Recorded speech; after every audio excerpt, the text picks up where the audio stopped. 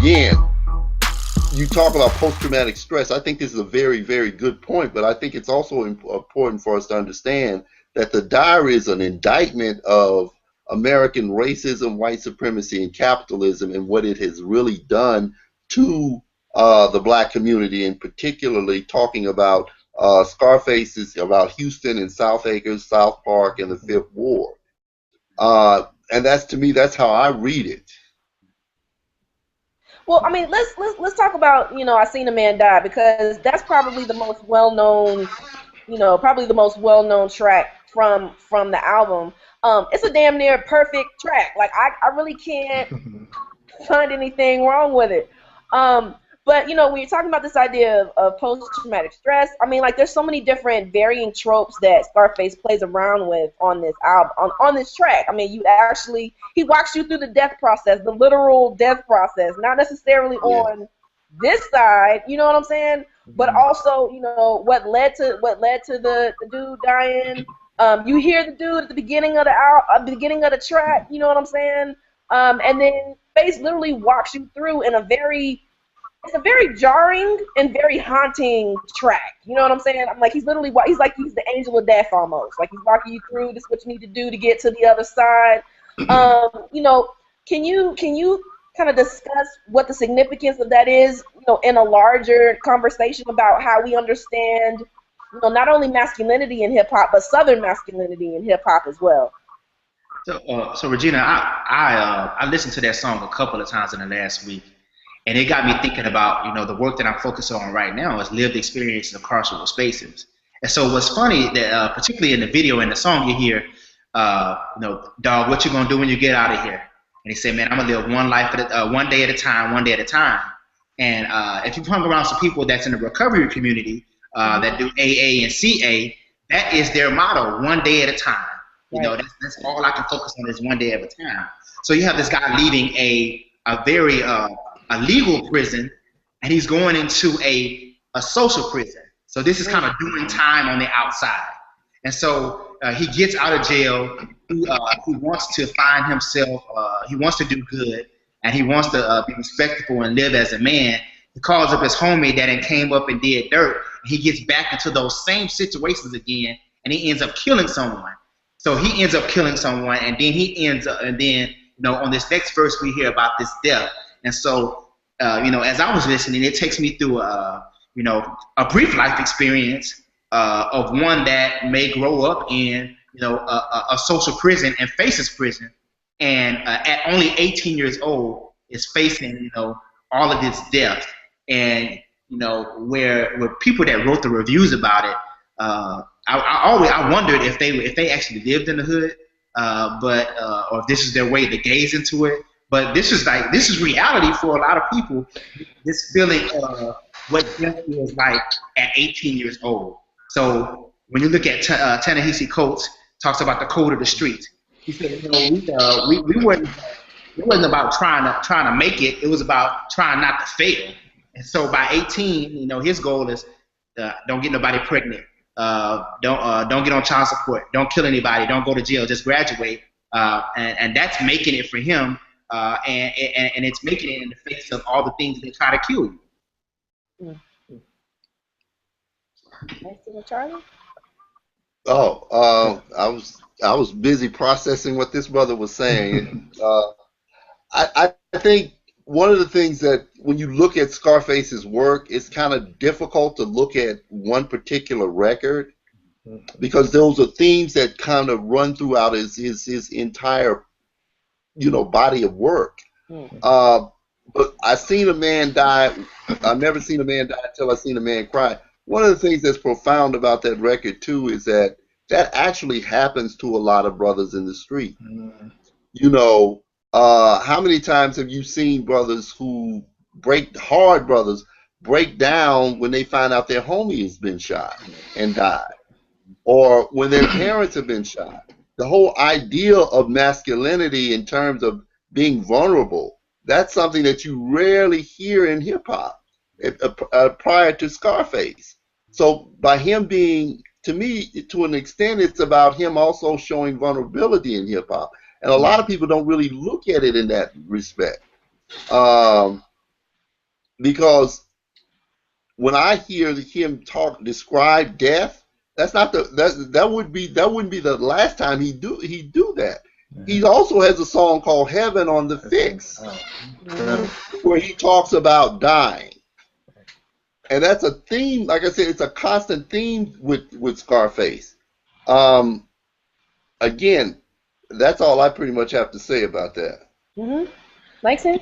Yeah, well, the thing that always sticks with me about that record is just the calmness of it, just the ease of it, and it's really, I would say, the most calm moments a song on that album, and it does make me think about what is he trying to communicate about death? What is the significance of it? And like Charlie was saying, this isn't the only time he's thought about or presented these themes. I mean, he had an album, The Last of a Dying Breed. Yep. And it sounds to me, just going back to I Seen a Man Die, the calmness of it, it's like, look, this is not something to fear necessarily. Last of a Dying Breed, we're headed toward death as we're living. This is not something to fear. This is something to, embrace in a certain way. If you go to that last verse, where he walks you through the steps, I listen to it and it's relaxing in a certain way, So I guess, when he spent the previous 5 songs, giving you murder, violence, no love, just a harsh climate, now here's death. You can relax. You can release. This is where we're headed anyway, so just ease into it and calm down.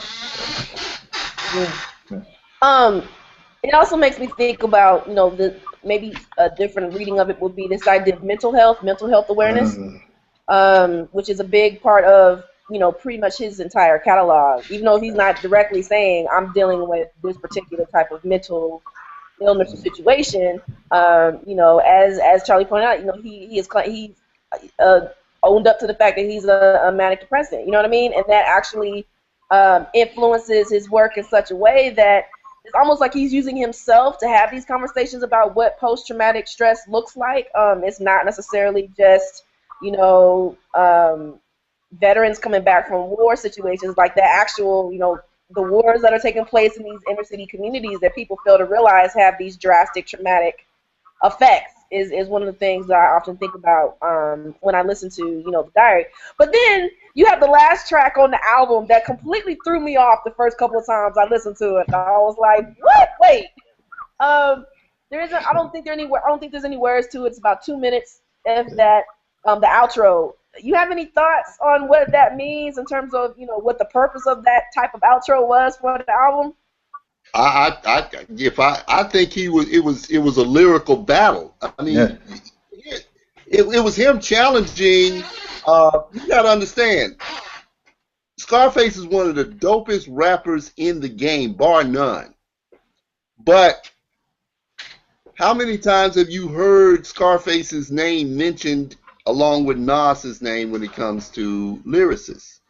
How many times have you heard Scarface's name mentioned with Jay-Z when it comes to lyricists, even though Jay-Z admires Scarface greatly?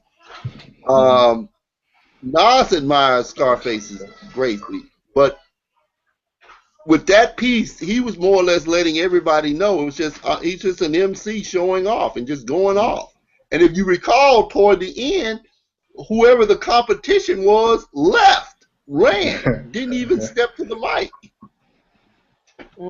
Scarface said, where you going? So I think in a sense it was just him just showing off, just like, hey, I'm still here, I'm still bad, just in case what you listened to didn't convince you how dope of an MC I was. Here. This whole album for me was a flex of skill.